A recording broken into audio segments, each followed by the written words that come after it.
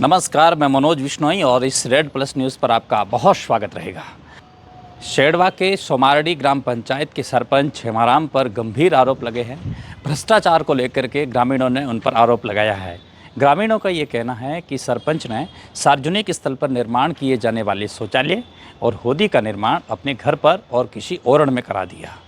ओरण जिसको लेकर के सरकार हमेशा संवेदनशील है। राजस्थान के विधायक, सबसे युवा विधायक रविंद्र सिंह भाटी ओरण को लेकर के आंदोलन कर ही रहे हैं।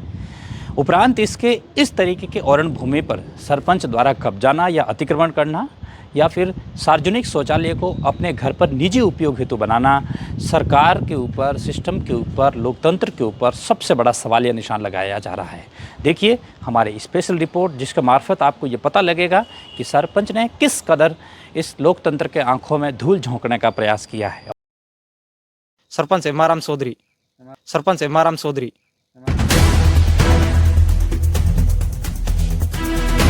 नहीं, वो कोई व्यवहार नहीं है, गांव वाले सभी उनसे ही परेशान हैं। नहीं, वो कोई व्यवहार नहीं है, गांव वाले सभी उनसे ही परेशान हैं।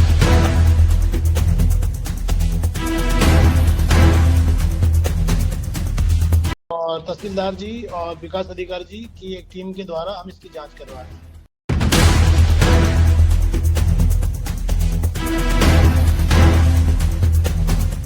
अच्छा व्यवहार नहीं रहता गांव वालों से। क्या मांग? सरकार से यही मांग है कि जो सार्वजनिक होदी है, सार्वजनिक शौचालय है, ये लाइट वाला मामला है, इसको सही करवाए। और जो पर सरपंच पर है ग्राम विकास अधिकारी,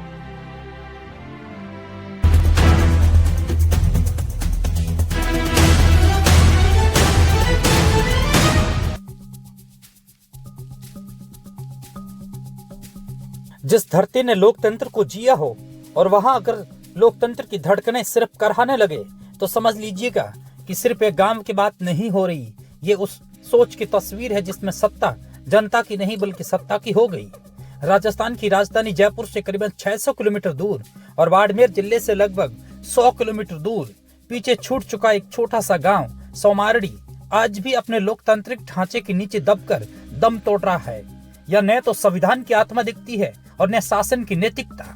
यह सरपंच का मतलब है सत्ता का सिकंदर और जनता का मतलब है कि वो भीड़ जो सिर्फ वोट देने का काम करती है।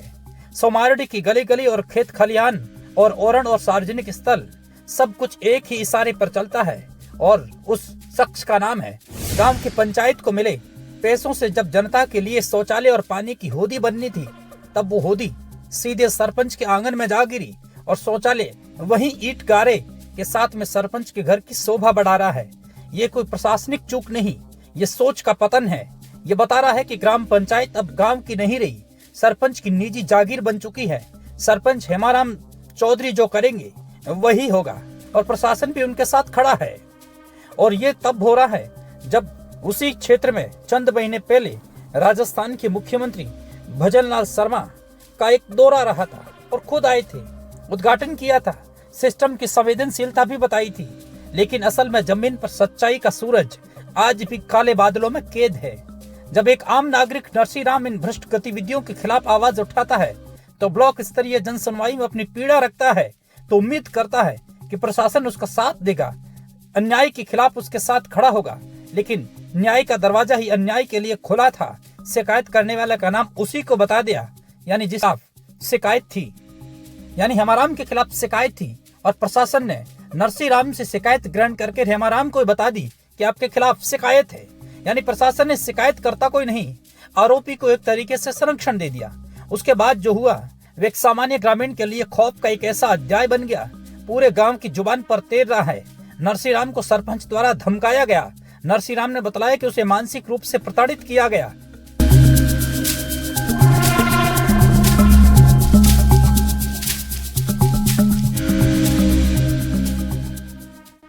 दर्ज करवाई और जिला स्तरीय जन सुनवाई में कई बार शिकायतें हमने दर्ज करवाई, परंतु आज तक किसी अधिकारी ने कोई एक्शन नहीं लिया।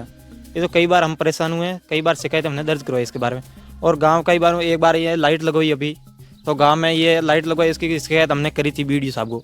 तो इसकी शिकायत लेकर गाँव में वायर थे, आवारा पशु को करंट लगा था, गाय माता को, करंट से वो जान भी आ सकती थी। इसके बारे में हमने शिकायत करी बीडीओ साहब को, परंतु बीडीओ और सरपंच सब ने मिलकर तो शिकायत थी तो उस शिकायत को लेकर के यहाँ पर जांच करने अधिकारियों ने आया कि कंप्लीट बताकर वो शिकायत वो खारिज कर दी, रफा दफा कर दी। तो इसके बारे में हमने फिर दोबारा का वो शिकायत का RTI के तहत हमने विवरण लेकर फिर हम गए थे वहाँ पर BDO ऑफिस में।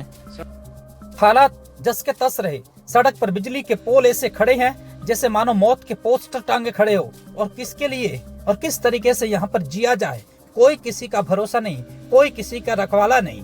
लेकिन सबसे बड़ा सवाल है कि ये नहीं है कि सरपंच ने घोटाला किया, सवाल ये है कि क्या सिस्टम ने उसे भी ऐसा करने दिया? क्या अधिकारियों की चुप्पी और उसकी मिलीभगत का प्रमाण नहीं है? ओरण भूमि जो सांस्कृतिक और धार्मिक दृष्टिकोण से गांव की आत्मा मानी जाती है, वहां पे सरपंच की नजरें पड़ चुकी है। यानी कि अवैध निर्माण की प्रक्रिया सूत्रों के माने तो शुरू हो चुका है। प्रशासन की आंखें वहीं ठहरी हैं जहां सत्ता की चमक दिखती है। जब गांव के देव स्थान तक सुरक्षित नहीं है, तब क्या लोकतंत्र वहां भी सांस ले सकता है?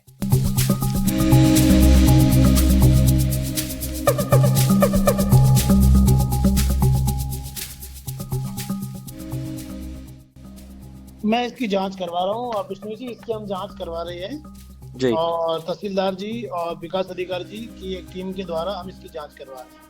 आप तक तो ये सूचना सर पहले चली गई थी। हमारे पास जो डाटा इनपुट उपलब्ध है, अभी हमारे पास कोई गांव की ग्रामीण ने कल अर्जी दी थी, मतलब कल का मतलब परसों 2 दिन पहले अर्जी दी थी उसने जी। और हम इसकी जांच करवा रहे कमेटी बना करके, और हम जी। इसकी जांच करवा रहे हैं तहसीलदार से, BDO साहब से कमेटी बना करके जी। और उसने इसके अलावा जो भी दोषी होगा उसके खिलाफ हम ग्राम सेवक है या चाहे कोई भी है उनके खिलाफ हम नियमों के तहत कार्रवाई करेंगे। ठीक है, ठीक है।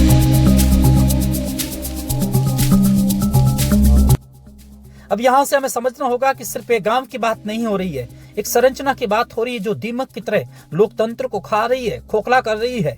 विकास का अर्थ केवल उद्घाटन नहीं होता, बल्कि उस उद्घाटन के बाद रखरखाव का होता है। जनता की सेवा होती है, जवाबदेही की परीक्षा होती है। मुख्यमंत्री आए, पैनोरमा का उद्घाटन किया, फोटो खींचे, लेकिन उसके बाद उसके ठीक नीचे सड़क पर जो लाइटें जलने की बजाय खतरे का संकेत बन गई, तब किसी ने वापस मुड़कर के देखने की जहमत नहीं उठाई। शायद इसलिए कि उस गांव में कोई मंत्री नहीं रहता, या कोई कैमरे नहीं लगते, या वहां पर मनुष्य की संख्या मानी जाती भी नहीं है, और मनुष्य को मनुष्य भी नहीं आंका जाता। यह व्यवस्था अब एक बहरी व्यवस्था बन चुकी है। इस फरियाद को कौन सुने, किसके सुने? जहां फरियादी की आवाज नकार खाने में जिस प्रशासन का काम है शिकायतों पर कार्रवाई करना, वही प्रशासन शिकायत करता हो को ही संदिग्ध बना दे, तो फिर भारत के गांवों की लोकतंत्र की दिशा और दशा कौन तय करेगा? कौन क्या करेगा? नेता किस तरीके से अपनी जिम्मेदारी तय करेंगे? यह भी बड़ा सवाल है। जब सरपंचों के घर में ही सार्वजनिक शौचालय बन जाए तो जनता कहाँ जाए? जब जन सुनवाई में ही जनता की सुनवाई नहीं हो, फिर लोकतंत्र किसके लिए और क्यों बना है? प्रशासन की भूमिका भी अब ब्रोशर में छपी परिभाषाओं तक सीमित रह गई है। गांव का विकास काम दिखाओ घोटाला दिखाओ के सिद्धांत पर चल रहा है। लोकतंत्र अब केवल शहरी अखबारों के कॉलम में जिंदा है, गांवों में उसकी कब्र क्या वाकई में खुद चुकी है? सोमारडी गांव का मामला केवल एक शिकायत नहीं बल्कि एक इशारा है कि सरपंच ने किस तरीके से घोटाला किया है, और देश की उन हजारों ग्राम पंचायत की तरफ भी इस तरीके का भ्रष्टाचार धूल के गुब्बारों में दबा पड़ा है। यहाँ एक हेमाराम नहीं, सैकड़ों हेमाराम होंगे जो सत्ता के नाम पर व्यवस्था का गला घोंट रहे हैं। सवाल ये नहीं है कि कब कोई कार्रवाई करेंगे, सवाल यह है कि क्या इस देश में अब किसी ग्रामीण की बात सुनी जाएगी, या फिर इसको यूं ही धमकाया जाएगा और डराया जाएगा, कुचला जाएगा। बेबस आंखों से देखता रहेगा वो नरसिंह जैसे शख्स कि किस तरीके से लोकतंत्र का खुलेआम हनन हो रहा है, दुरुपयोग हो रहा है। और कहते हैं कि लोकतंत्र जनता की ताकत होती है, या लोकतंत्र की ताकत जनता होती है, लेकिन जब जनता को कमजोर बना दिया जाए तो लोकतंत्र सिर्फ एक दिखावा रह जाता है। सोमारडी गांव में लोकतंत्र का चीरहरण हुआ है या हो चुका है। अब सवाल सिर्फ इतना ही है कि क्या कोई कृष्ण आएगा उस चीर को बचाने के लिए, या फिर पंचायती राज व्यवस्था इसी तरह हेमाराम जैसे सरपंचों की निजी महल बनती जाएगी। और वक्त है सोचने का, उठने का और सबसे पहले बोलने का, क्योंकि जब जनता ही चुप हो जाती है तब व्यवस्था गूंगी नहीं अपराधी भी बन जाती है।